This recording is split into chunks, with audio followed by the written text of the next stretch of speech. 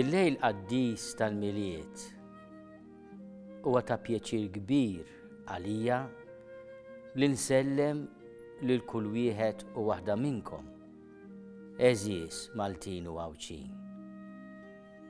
Insemmilkom bit-tislima tal-Anġlu f'dan il-lejl qaddis.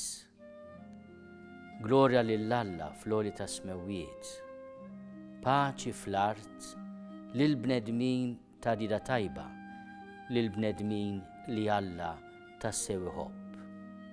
Illum fil-belt ta' David twildilna Salvatur, li hu Kristu il-Mulej.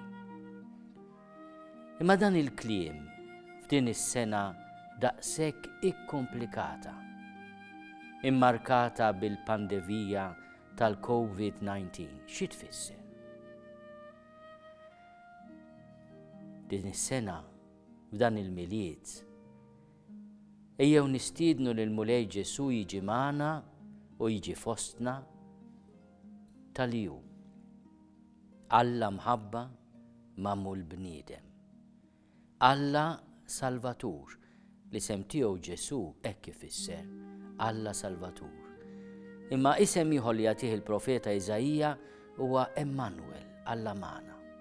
Min jaf kemm il-darba f'dawn l-aħħar xhur li għaddew minn fuqna staqsejna lilna nfusna, imma Alla fejn qiegħed f'dan kollu?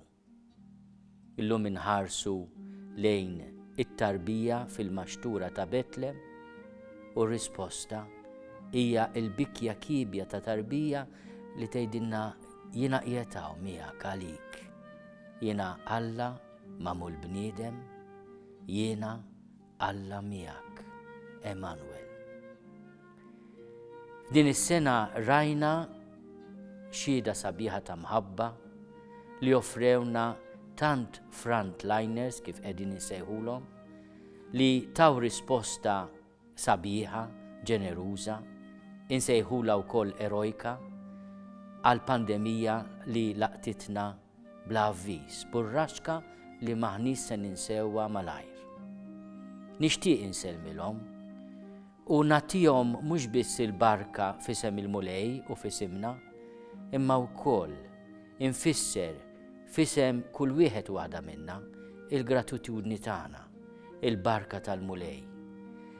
Darma minnhom Ġesu uża din it-tixbieħa tiegħu innifsu bħala t-tabib u mal-morda li jixtiequh u jinxtiequh it-tabib qal: aħna f'dawn ix-xhur ersaqna u ħarisna lejn it-tobba, in-nurses, lejn l-awtoritajiet tas-saħħa, lejn tant staff mediku u oħrajn fir-residenzi tal-anzjani tagħna u f'ambjenti oħrajn li kienu taħt prova kbira, sens ta' gratitudni imma wkoll b'sens ta' ammirazzjoni.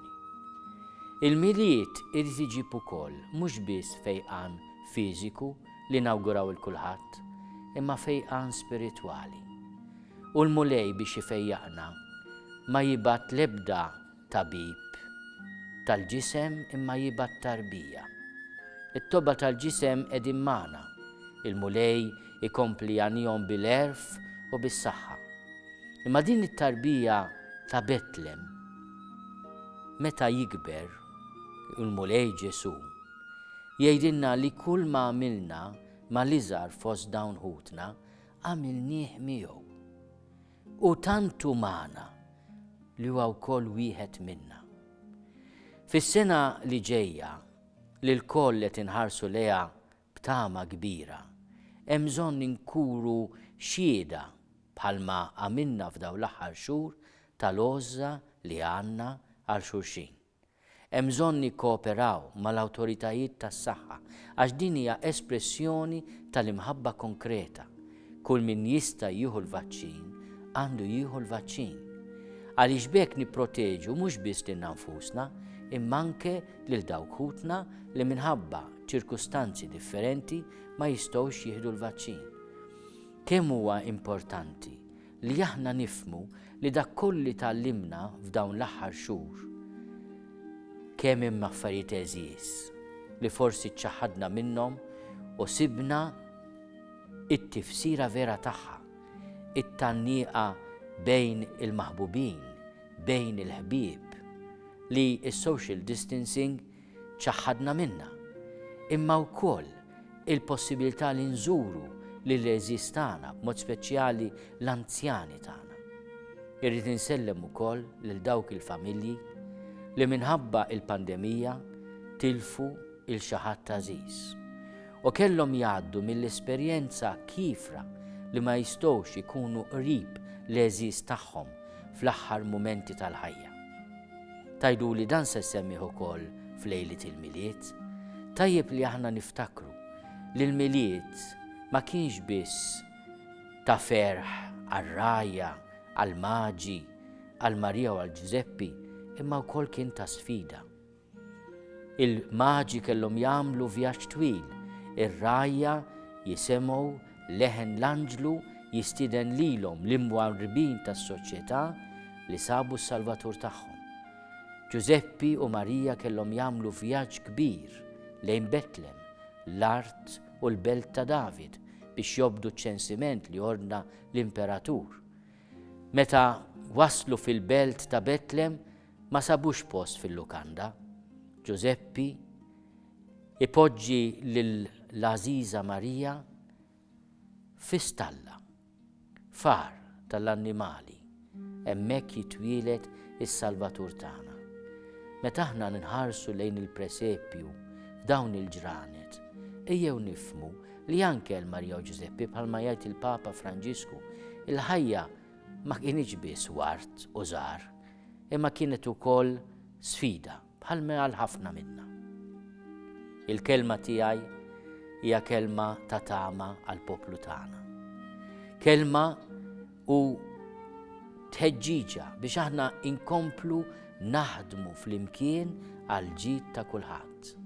Is-sib tiegħi wkoll imur lejn tant nies li jistgħu biss isegwu l-quddiesa permezz tat trasmissjonijiet li għamilna matul din is-sena u nirringrazzja lil tant nies li sapportjaw lilna l-isfijiet li tawna kelma ta' kuraġġ li forsi ltaqgħu magħna għall-ewwel darba ta' isfijiet li aħna inxandru il-kelma ta' Alla, inħabbru l-aħbar it-tajba tas-Salvatur li twielet għalina.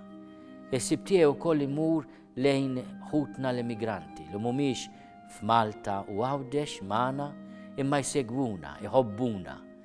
U aħna mhux biss insellmulhom, imma nawgurawlhom bħalma nawguraw il-xulxin u nawgura lill-poplu Malti Wawċi miliet ħieni u sena ġdida mimlija risq, barka u saħħa. Il-paċi magħkom.